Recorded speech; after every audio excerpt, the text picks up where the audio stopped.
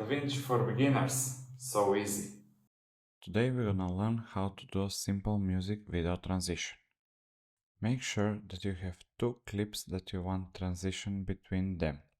First, select the video and then Alt and duplicate it on the layer above it. After that, just press Ctrl R to make a speed change.